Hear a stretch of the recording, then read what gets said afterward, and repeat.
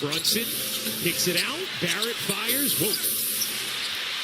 Loose ball. Vincent diving on the floor and drawing the whistle. And that is going to be on Barrett, and that will be his third.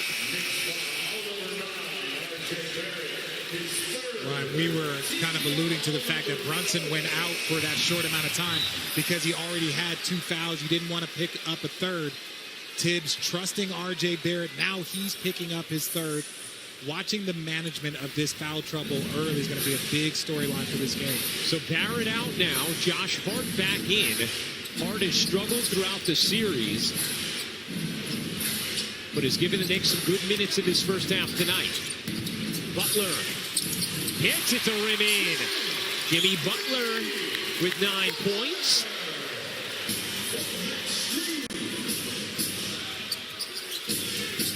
Offense is not effortless for either of these teams. They grind their way to their buckets. Here's Brunson. Fading. And hitting. Jalen Brunson with 20. Strus soars in for 2. And you can't give that up in transition. You get a bucket, you casually get back on defense. Strus, someone's closing out to him, and he's able to get a layup. And we've seen that a few times tonight with the Knicks after a made bucket. Brunson, not that time. Zeller able to collect the rebound for Miami.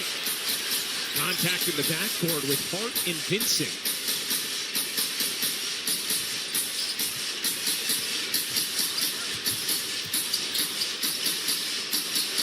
Butler on the attack. Stops. Surrounded by 3. Into the corner.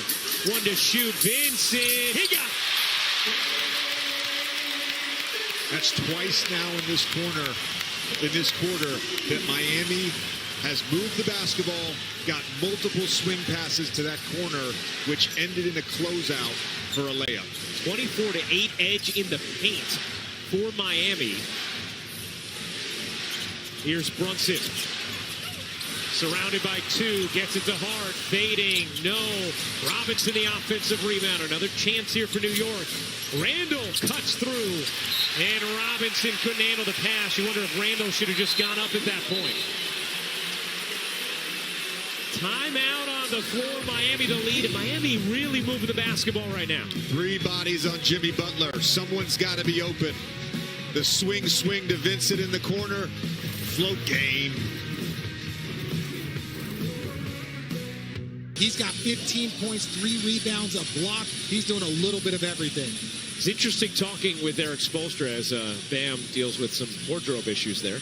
It was interesting talking with Eric Spoelstra before the game and him talking about Jimmy Butler in the first 3 months of the season and his awareness and willingness to let Bam be more of a focus of the offense so that he is ready for moments like this. And Adebayo has delivered. Butler fading, short. Hart the long rebound with Randall to his right. Randall fading. No. Julius Randall now 2 for 7 from the floor. For the most part, it has been a struggle in these playoffs for Randall as Adebayo gets called for his first personal, the illegal screen. Grimes taking the contact. And that's one of those ones where you give it, that's a foul on Bam, but Jimmy's got to wait a half more second to allow him to get set, to set the proper screen. Because when they're going downhill, when Jimmy's getting downhill, but you got to give the guy a half a step. R.J. Barrett on the bench for the Knicks with 3 fouls. He had a huge first quarter, shot 8 free throws in it. Randall squirms it over to Hart, 3 to shoot. Hart left alone and knocks down the mid-range. 4 points for Josh Hart, who's seen his minutes shrink over the last couple of games of this series. He is needed tonight with the foul trouble to Barrett and no quickly. Here is Adebayo. He got it. 17 for Bam Adebayo in this first half. And he's just making a living right now, playing out of that short roll, that pocket pass in the pick and roll. He's scored at the rim. He's scored on floaters. He's scored on pull-ups. Brunson floats it in. 22 for Jalen Brunson. This is his third 20-point half of the series.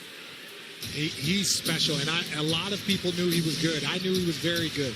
But to see that he is special, he has been doing it all postseason, all season long. But again, we're going to get the same Bam Adebayo because there's a single side. There's no one to be able to help on that. Good hands there. Knicks nearly come up with a steal, and then a foul on Brunson, and that is massive because that is number 3 on Jalen Brunson, with 37.6 seconds to go in this first half. And why that's so big, yes, he's only going to miss probably 37.6 seconds right now. But why it's so big is now you've got to manage this throughout the second half. In particular, the way that the Miami Heat are trying to target him in pick and rolls by bringing his man up as the screener. And I'll say one thing. It's very different than when you think about the early 2000s of basketball. When a player had multiple fouls, you would target him. Now you target him in pick and roll. But before, it used to be post up after post up after post up because either he's going to have to defend or he's going to have to let you score. So, I'm very curious to see how they attack, and it could be more than just pick and rolls in the second half. Coming up to halftime, Greeny, Stephen A., Jalen Rose break down the huge first half from Brunson. You have something else to say, Richard? Well, I was just going to add, I'd be down to see some Kyle Lowry and Gabe Vincent post-ups on Jalen Brunson. Randall dumps it. Hartenstein can't finish it. Miami can hold for one, and that is what Lowry reminds them of as they creep up the floor. Knicks had a 14-point lead in this first half. Lowry gives it up. Butler with 1 second left. Butler at the horn. Can't hit. And that'll do it for the first half. Miami a 51-50 lead on the Knicks. At halftime of Game 6, Heat looking to punch their ticket to the conference finals. The Knicks looking to force a Game 7 Monday night at the Garden. Huge first half from Jalen Brunson. 22 points, but foul trouble. Bam Adebayo with 17, and he is with Ross. Bam,